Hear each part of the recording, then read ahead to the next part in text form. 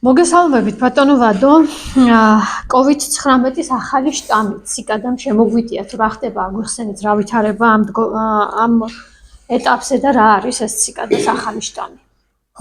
ვერ დავარქვით ამას შემოტევას, მაგრამ ფაქტია რომ ბოლო თვეების განმავლობაში ეს ვირუსი გახდა ერთ-ერთი ყველაზე ხშირი კორონავირუსის სხვა ვარიანტებს შორის. ეს ვირუსი 2024 წელს იყო პირველად დაფიქსირებული, თუმცა ციკადა სწორედ მაგიტო დაარქვეს. ციკადა ეს მწერია, რომელსაც შეუძლია მატლის სახით 12-14 წელი იყოს მიწაში და შემდეგ დაიწყოს ცხოვრება. ესე არის სწორედ ეს ვირუსი 2 წელი იყო გაჩერებული, წელიწადზე მეტი არ ამჟღავნებდა არანაირ აქტიურობას, უბრალოდ იყო მისი არსებობა დაფიქსირებული, მაგრამ ბოლო 3-4 თვის განმავლობაში დეკემბრიდან 2025 წლის დეკემბრიდან შემთხვევება მოიმატა და ძალიან ბევრ ქვეყანაში გახდა ერთ-ერთი ყველაზე ხშირი ვარიანტი კორონავირუსის ომიკრონის ქვევარიანტი, ანუ არანაირი ახალი განსხვავებული არ არის. არის ომიკრონის ქვევარიანტი, 30-ზე მეტ ქვეყანაში არის უკვე დაფიქსირებული ეს შემთხვევები. ვერ გეტყვით საქართველოში არის თუ არა მისი არსებობა დადასტურებული, მაგრამ ფაქტია რომ ამ ქვეყნების რაოდენობა მატულობს და სწორედ ამიტომ იქცია ჯანმრთელობის მსოფლიო ორგანიზაციის ყურადღება და ჯანმრთელობის მსოფლიო ორგანიზაცია მას განიხილავს ვარიანტს, რომელიც არის მონიტორინგის ქვეშ. ანუ იგივე კლასიფიკაცია მისცა, რაც ომიკრონის სხვა ვარიანტებს, არანაირი განსხვავებული სიმძიმე პირველ რიგში მას არ ახასიათებს, არის უბრალოდ უფრო მეტად გადამდები, გამომდინარე იქიდან რომ ეს არის ომიკრონის ვარიანტი, რომელსაც წინასთან შედარებით 50 მუტაცია განიცადა. ეს მცირე მუტაციები განაპირობებენ სწორედ მის უფრო მეტ გავრცელებას და აქედან გამომდინარე არის მონიტორინგის ქვეშ. სიმპტომებს რაც შეეხება, ეს არის კლასიკური სტანდარტული ომიკრონის სიმპტომები, ტემპერატურა, რომელიც არ არის მაღალი, ხელის ტკივილი, ხველა, ცხვირიდან გამონადენი, ანუ ზოგადად ჩვენ ომიკრონს უდესაც ვახასიათებთ, ვამბობთ, რომ ეს არის ვირუსი, რომელსაც შეუძლია გაციების სიმპტომების გამოწვევა. ისეთივე, როგორიც არის მაგალითად რინოვირუსი, რომელიც უხშირესად იწვევს გაციებას. მაღალი ტემპერატურა, ფილტვების ანთების სახით გართულება, საავადმყოფოში მოხვედრის აუცილებლობა, სუნთქვის განვითარება ამ ვირუსს არ ახასიათებს. აბსოლუტური უმრავლესი შემთხვევები ეს არის მსუბუქი მიმდინარეობის. ერთი რაც ცოტათი გამოარჩევს არის პუბლიკაცია, სადაც აღნიშნულია, რომ ბავშვებში უფრო მეტად არის გავრცელებული სხვა ასაკთან შედარებით. იცით, რომ კორონავირუსი უფრო მეტად მოზრდილებში იყო გავრცელებული, თავიდან მისი ორიგინალური ვარიანტი, მაგრამ ამ ვარიანტთან დაკავშირებით არის მოსაზრება, რომ შეიძლება ბავშვებში უფრო მეტად იყოს გავრცელებული, თუმცა ბავშვებშიც იწვევს კლასიკურ გაციების სიმპტომატიკას და რაღაც განსაკუთრებული სიმძიმით ბავშვებში მისი მიმდინარეობა არ ხასიათდება. ძირითადი, ანუ პირველი ნიშნები, რითი უნდა მივხვდეთ, რომ ეს არის ეს და მკურნალობის მეთოდები როგორია? სამწუხაროდ არ არსებობს არც ერთი დამახასიათებელი ნიშანი, რომელიც მოგცემს შესაძლებლობას თქვათ, რომ ეს არის კორონავირუსი და არა სხვა ტიპის ვირუსი. თუ გადავხედავთ ბოლო მონაცემებს დაავადებათა კონტროლის ეროვნული ცენტრის ქვეყანაში ეხლა ძირითადად ცირკულირებს 3 ტიპის ვირუსი. ეს არის პირველ რიგში რესპირაციულ სინციტიური ვირუსი, ეს არის ადამიანის მეტაპნევმოვირუსი და რინოვირუსი. გრიპის შემთხვევები ძალიან ცოტაა, სულ 3%-ია გრიპი. ისიც B ტიპის გრიპის ვირუსი, ასე რომ 97% ქვეყანაში არის ვირუსები, რომელსაც შეუძლია ანალოგიური სიმპტომატიკის გამოწვევა. ასე რომ ეხლა თუ ადამიანს აქვს რაც ზემოთ ჩამოთვალეთ ის ნიშნება, ერთნაირი წარმატებით შეიძლება ქონდეს რინოვირუსიც, კორონავირუსიც, ძველი კორონავირუსიც, პარაგრიპის ვირუსი, ასე რომ არა, სიმპტომები არა, ტიპიური სიმპტომები არ ახასიათებს. ერთი კითხვა რა თქვენ დასვით, ასევე მკურნალობასთან დაკავშირებით იგივეს გავემეორებ, რასაც საუბრობდით ზოგადად კორონავირუსთან მიმართებაში, დამხმარე მკურნალობა. ანუ თუ ტემპერატურა არის, ან ტკივილია, ან ცხვირიდან გამონადენი, ის სიმპტომური მკურნალობა, რაც შეიძლება იყოს ესეთ შემთხვევებში გამოყენებული.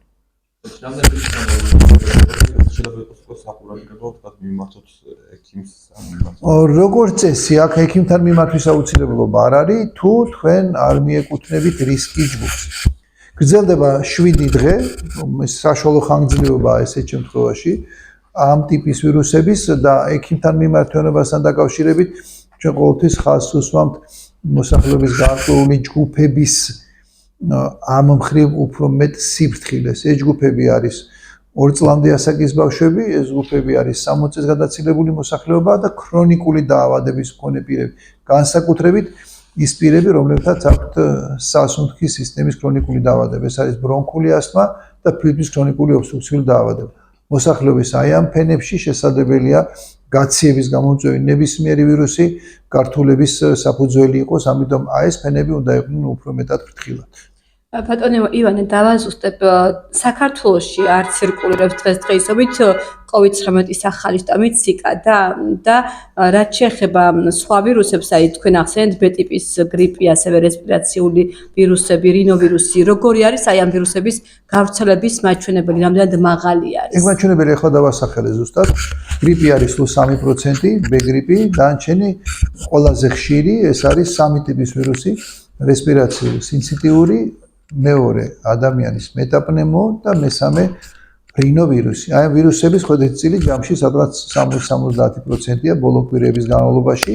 ამიტომ ამ თვალსაზრისით ყველაზე მნიშვნელოვანია, რომ გრიპის შემთხვევები ყოველკვირეულად მცირდება და მოლოდინი გვაქვს, რომ აპრილის ბოლოს, მაისში გრიპი უკვე აღარ იქნება ქვეყანაში. მანამდე აი ამ 3 ტიპის ვირუსზე გვაქვს ძირითადად აქცენტი. თქვენ ახსენეთ რისკ ჯგუფები და ამასაც რომ გითხრათ, ვინ მიეკუთვნება ამ რისკ ჯგუფებს ამ შემთხვევაში, ციკადა შემთხვევაში. ციკადა შემთხვევაში რისკ ჯგუფების ჩამონათვალი იდენტურია იმ რისკ ჯგუფებისა, რასაც ზოგადად ვამბობთ რესპირაციული ვირუსების შემთხვევაში.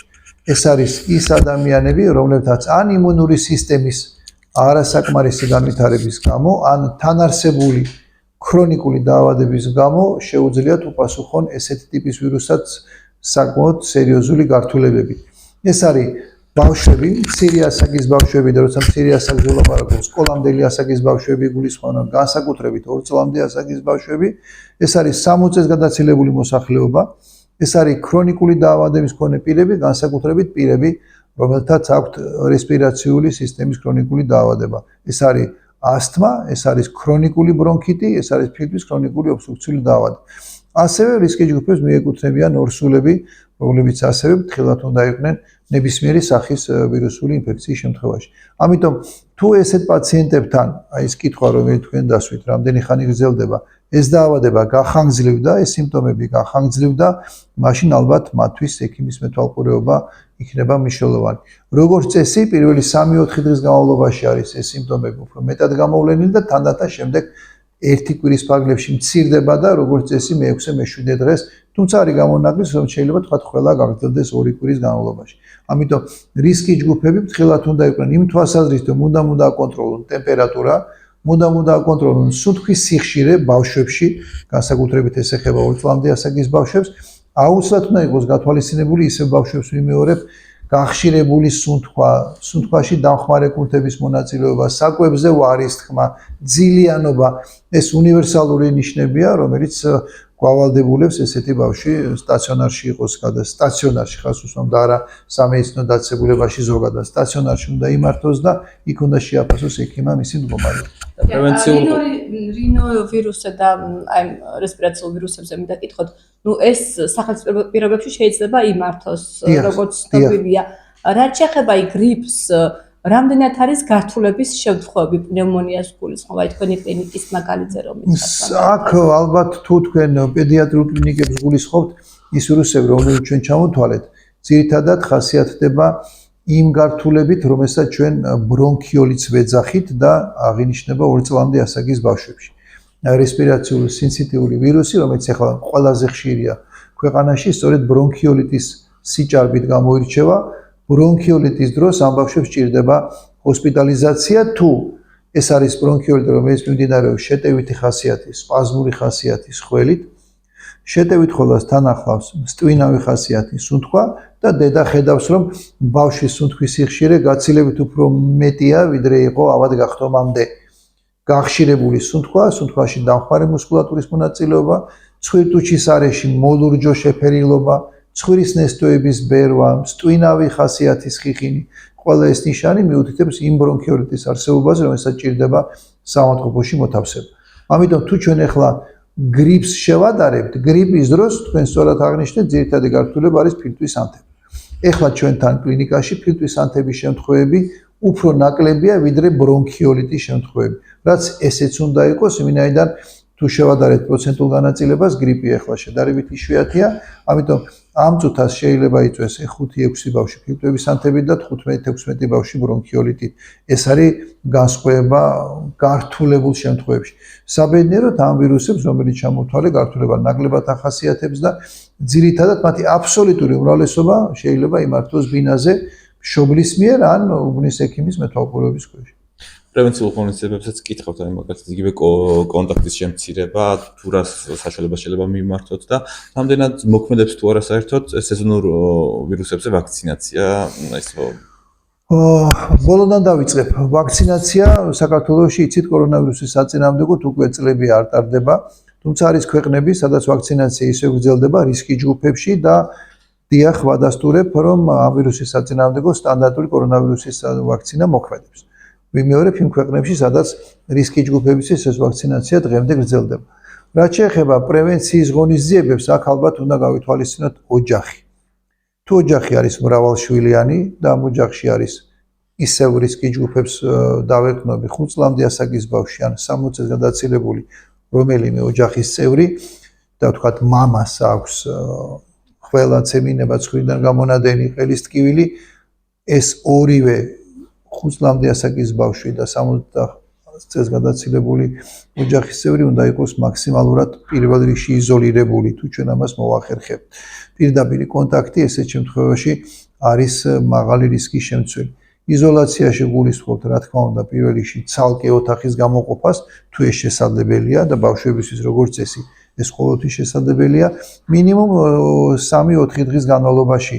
იმიტომ გადამდებლობა ძირითადად 3-4 დღე გრძელდება, ამიტომ ესეთი მცირე ასაკის ბავშვები უნდა იყვნენ იზოლირებული, ამ ოთახში ხშირად უნდა გავანიავოთ, ფანჯრებიც და კარებიც უნდა იყოს გაღებული, აი განიავების ხო იდეალური შესაძლოა, მარტო ფანჯრის გაღება არა, ორ პირი რასაც ქვია, ეს იქნება ყველაზე კარგი მეთოდი, მაგიდების, სკამების, საწოლების, მაგარი ზედაპირების დამუშავება და სველი ტილოთი მათი გაწმენდა, ხელების ჰიგიენა, ეს არის ხშირი დაბანა, ეს არის 3 მეთოდი, რომელიც შეიძლება იყოს გამოყენებული პრევენციის თვალსაზრისით.